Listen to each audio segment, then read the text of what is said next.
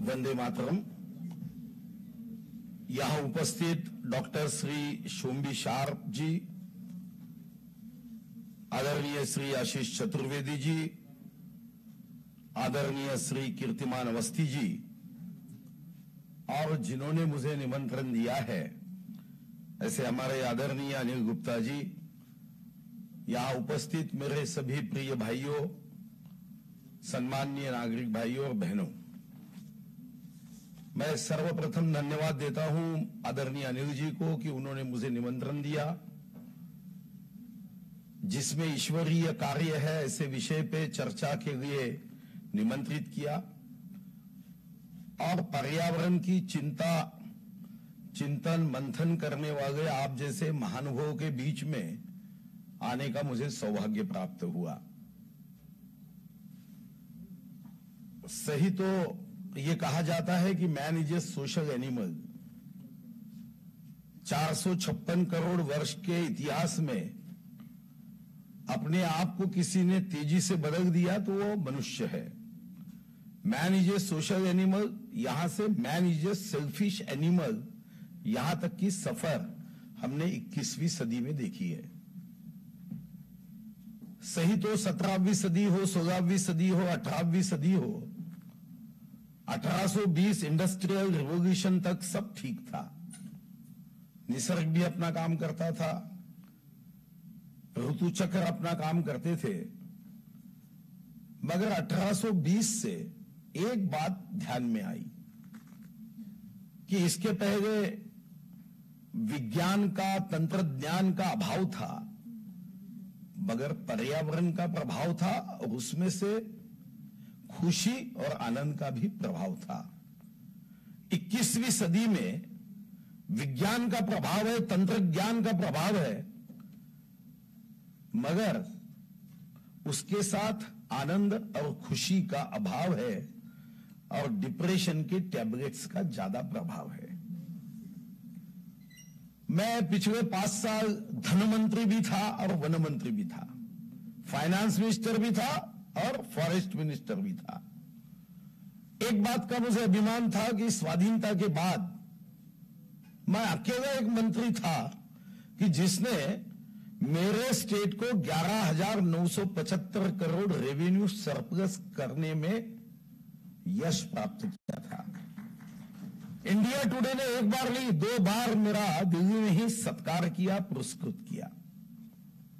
पर मैं मन में हमेशा मेरे मन में द्वंद्व होता था कि क्या यह मेरा लक्ष्य है जीवन का?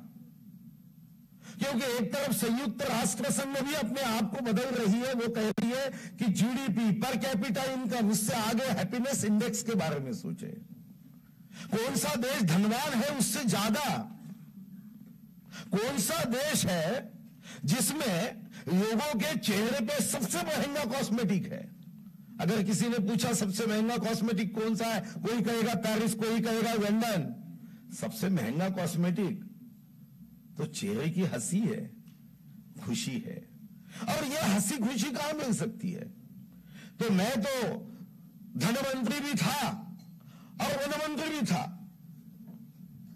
तब कभी मुझे एक बात अमेरिकन किसी चिंतक की पढ़ने में आई, उसने लिखा कि जब जब आपके मन में यह द्वंद्व आ जाएगा कि धनशास्त्र बढ़ा कि पर्यावरण शास्त्र बढ़ा, तो नोट गिनते समय आपकी सांस बंद कर रहे हो, आपको पता चल जाएगा कि धनशास्त्र बढ़ा कि पर्यावरण शास्त्र बढ़ा। और आज हम उसी की चिंता में आए हैं कि क्लाइमेट चेंज, पर्यावरण की रक्षा, वातावरण में बदल हो रहा है, जलवायु में बदल हो रहा है। कौन जिम्मेदार है? बचपन में शेख चिल्ली की कहानी पढ़ी थी, पर बाद में ये ध्यान में आया कि शेख चिल्ली ये काल्पनिक पात्र नहीं है, वो हमने है कि जिस पे बैठते हैं उसको ही तोड़ने का काम करते हैं। और उसी दृष्टिकोण से भी हमने बदलाव की शुरुआत की। मैं वन मंत्री था, वन मंत्री के नाते मैंने देखा कि ये जो विभाग है, ऐसा माना जाता है कि कोई वन मंत्री बनता है तो वो टॉप 10 में नहीं रहता है, वो लास्ट 10 में रहता है।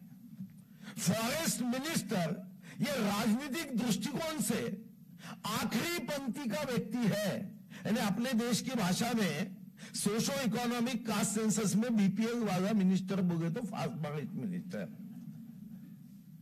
और सुदैव से मैं पहले 5 में भी था और आखिरी 5 में भी था। तो मैंने कहा इससे अच्छा तो सुवर्ण योग आ नहीं सकता है कि वन और धन, तो वन को कोई भी अवस्था में धन कम नहीं होना चाहिए। और जब किसानों पे आपत्ति आती थी, बरसात के दिन कम हो गए मगर बरसात ज्यादा हो गई। 1956 में बरसात की जो दिनों की संख्या थी वो इतनी कम हो गई, पहले बूंद बूंद पानी आता था, अब पानी इतने तेजी से आने लगा कि किसान अपने फसल को आगे नहीं ले जा सकता है। हर साल अर्थमंत्री के नाते, धन मंत्री के नाते 10,000 करोड़ रुपए मुझे हर साल कम से कम देना होता था। और वन मंत्री के नाते मैं देखता था कि जो फाइनेंस सेक्रेटरी रहते थे वो वन विभाग को पैसे नहीं देते थे। ये 10,000 करोड़ को अगर बचाना है तो वन विभाग को 1,000 करोड़ हम देंगे, वन बढ़ेगा। वातावरण में अगर वनों के आधार पर पर्यावरण में बदलाव होगा तो ये जो हम 10,000 करोड़ देते हैं वो कम हो जाएंगे। हम खुद का मकान बांध सकते हैं मगर भाड़े में इतना ज्यादा पैसा खर्च करना ये तो कोई बुद्धिमत्ता की लक्षण नहीं हो सकता। और मानव के नाते हम पे ये जिम्मेदारी भी है कि हम होटल पे जाते हैं, होटल में जाने के बाद ये तो नहीं सोचते कि यहां पे परमानेंट कुछ सुधार करना है, क्योंकि हम आए एक दिन जाना है। हमको भी इस वसुंधरा में जो भगवान जिसका आर्किटेक्ट है, हम आए हैं, हमको कुछ देकर जाना है। हर योनि में इस दृष्टिकोण से ही हर योनि काम करती है। अगर कोई पक्षी कोई फल भी खाएगा तो बीज डाल के ही आगे जाएगा। हमें तो सीडलेस फ्रूट चाहिए, हम सीड से भी नफरत करते हैं, हमें तो हर बात सीडलेस चाहिए। तो ऐसे वातावरण में हमने कुछ निर्णय किए। एक उदाहरण देने के बाद हमने जो हमारी जो प्रैक्टिसेस है, जिसको अच्छी बुरी आप जैसे मूल्यांकन करना है, उसका आकलन करना है करिए, मगर वो मैं कहूंगा मैंने बीच में 2018 को आईआईटी पवई में एक हरिप्रिय एचओडी है, उनको एक काम दिया था। क्योंकि एक बात मेरे ध्यान में आई जो मैं मराठी में कहना चाहूंगा कि मां के सेवाओं का मूल्य, इसका कभी मूल्यांकन नहीं होता। मां की सेवा का कोई मूल्यांकन नहीं करता है। वैसे ही मराठी में ऐसा कहते हैं कि आई की सेवा का मूल्यांकन नहीं होता, वैसे ही वनराई की सेवा का मूल्यांकन नहीं होता। क्योंकि मां का प्यार फ्री में है, पर्यावरण का प्यार फ्री में है, तो इसका मूल्यांकन नहीं होता। मगर इसकी कीमत 1,000 नहीं 1 करोड़ कोई हीरो से ज्यादा ये प्यार हमारे लिए महत्वपूर्ण है, हम ये समझ नहीं पाते। 10 मिनट के जब होंगे तो मुझे बता देना, नहीं तो मैं हाँ, जब भी होगा इशारा कर देना। अभी एक बात ध्यान में आई कि आईआईटी पवई को जब मैंने रिसर्च दिया, संजय गांधी नेशनल पार्क का, ये 104 स्क्वायर किलोमीटर का है। लंदन का हाइड पार्क, न्यूयॉर्क का सेंट्रल पार्क, इससे भी ये मुंबई के पास का 104 स्क्वायर किलोमीटर का बड़ा सुंदर जंगल है, बायोडाइवर्सिटी है, कई प्राणी है, कई पशु है, कई बटरफ्लाई है। और मेरे ध्यान में आया कि कितना फर्क होता है अगर मैं 104 स्क्वायर किलोमीटर का एक ऐसे ही मानव निर्मित जंगल बनाने जाऊं तो मुझे 11,77,000 करोड़ खर्च होगा। औकात है अपनी, भगवान ने दिया है वो हम टिका नहीं सकते। 30 साल में 11,77,000 करोड़ खर्च होगा। जो कार्बन स्टॉक करता है साल में ये ट्री 505 करोड़। वहां पे तुलसी और विहार, ये सरोवर है जो मुंबई में अमीरों को पानी पिलाते हैं। ये सब पानी वाल्केश्वर में जाता है, पेडर रोड पे जाता है। अगर ये पानी मैं बाहर के टैंक से लाता हूं, उसको शुद्ध करना है तो 600 करोड़ साल में ज्यादा के लगेंगे। तो भगवान ने इतनी सेवा दी है और हम ऐसे बर्ताव करते हैं। इसलिए फिर हमने कुछ बातों का निर्णय किया कि इसको हम सस्टेनेबल डेवलपमेंट करना है, वसुधैव कुटुंबकम हम करते हैं। तो पहली बात कि कभी मैंने बचपन में एक शेर पढ़ा था कि दुनिया को बदलने वाले अगर आप ढूंढ रहे हो तो मत ढूंढो, एक बार अपने आप को आईने में देख लो, दुनिया बदलने वाला मिल जाएगा। तो मैंने सोचा कि मैं दुनिया में पर्यावरण को बदलने वालों को ढूंढने के बजाय मैं क्या कर सकता हूं। मैं अपने आप को आईने में देख ले कि मैं कुछ अपना योगदान दे सकता हूं क्या। और उसी आधार पे हमने कई निर्णय किए। जैसे सबसे महत्वपूर्ण निर्णय क्या किया, जैसे यहां कहा जा रहा था कि कुछ राज्य बहुत आगे है, कुछ राज्य पीछे है।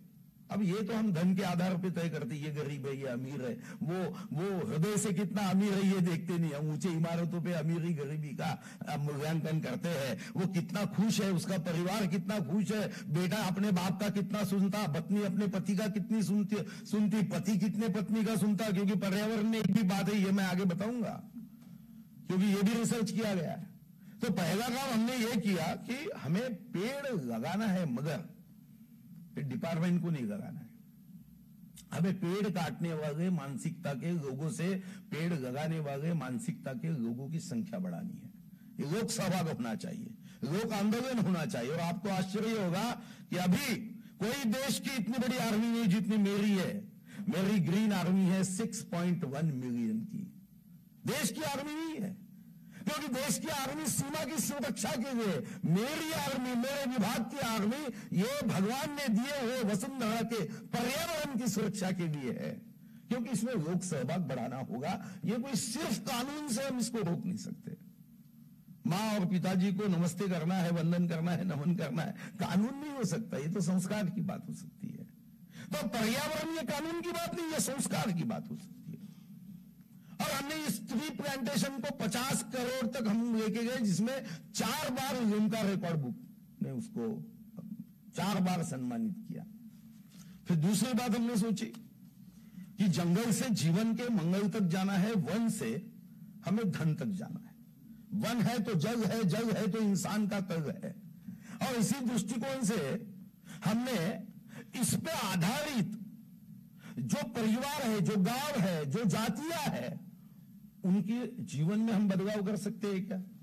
तो हमने डॉक्टर श्यामा प्रसाद मुखर्जी जनवन योजना बनाई, जो हमारी बहुत सक्सेसफुल है। इतनी सक्सेसफुल कि मैं 16 मार्च 1995 से विधायक हूं, 95 से 6 बार चुन के आया। जहां जहां जंगल है वहां के गांव के लोग आते थे, कहते थे कि हमको गांव हमारे बफर जोन में मत डालिए। विरोध करते थे, एजिटेशन करते थे, आंदोलन करते थे। अब उल्टा हो गया।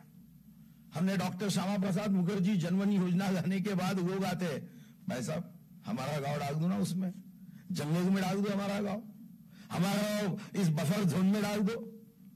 ऐसे कई रिप्रेजेंटेशन आने लगे जो कहते थे कि जंगल से बाहर निकालो, हमें ये नियमों की पाबंदी नहीं चाहिए, हमें कोई कानून का कवच नहीं चाहिए जिसमें हमारे जीवन के काम में बंधन आएगा। आप बोलते जीवन के काम में बंधन आने दो, मगर बफर जोन में डालो।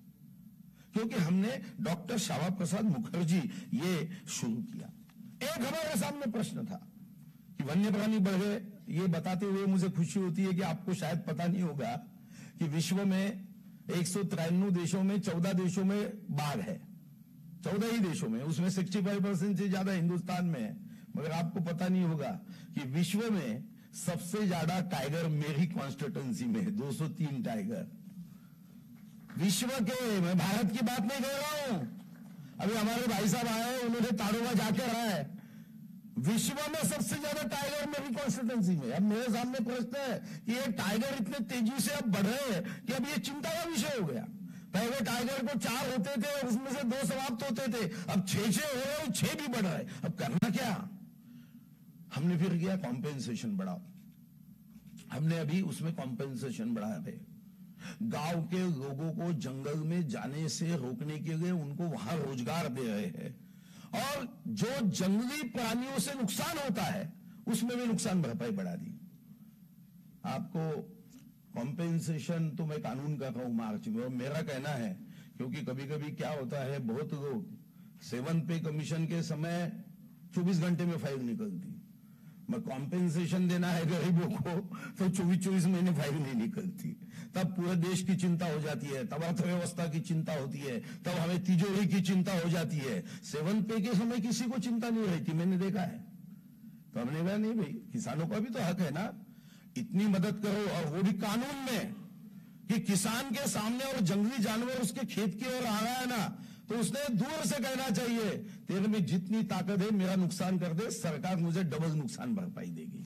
ऐसा हम कानून बनाने जा रहे हैं और ये कानून के आधार पर ही हम आगे जाने जाते हैं। आखिरी का मुद्दा, 10 मिनट हो गए।